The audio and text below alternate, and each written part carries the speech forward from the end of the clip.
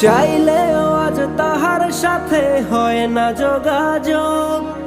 নতুন মানুষ নতুন জীবন করে উপভোগ। চাইলেও আজ তাহার সাথে হয় না যোগাযোগ। নতুন